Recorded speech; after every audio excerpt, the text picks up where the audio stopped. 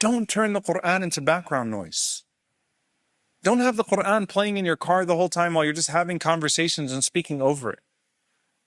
Don't let the Qur'an just be this ambience, because it will harden your heart towards it.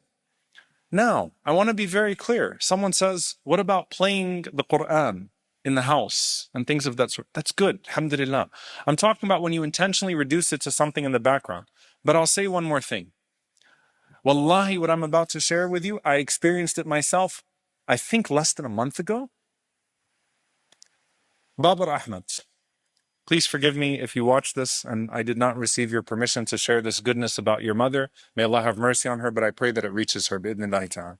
Babar Ahmed was one of the detainees in Guantanamo Bay in Gitmo. Amazing brother. Some of you from the UK will know him. Amazing brother. MashaAllah, tabarakallah. Amazing family. His mother, rahmatullahi alayha, was a woman of the Qur'an. The same day that we prayed janazah on Brother Latif, who's the friend of Anthony Joshua, rahmatullahi alayhi. May Allah have mercy on Latif, the friend of AJ, big funeral in London. I went to visit Babar's house. He said, my mother is dying. She's in her last moments. Would you mind just coming and saying so? I said, absolutely. SubhanAllah, qaddar Allah ma sha fa'al. I entered into the home like 3 or 4 minutes after she passed away, after she breathed her last, on Shahada. This woman who used to teach the Qur'an on the floors of her home. And you know what, SubhanAllah, Babar said? Said, Shaykh, wallahi, over the last week, when we would recite Qur'an, and she has hifad in her family, mashallah, that have raised grandchildren and things, they were reading the Qur'an to her. When we would recite the Qur'an, she would point, this elderly woman, and she would say, there are angels that just entered the room.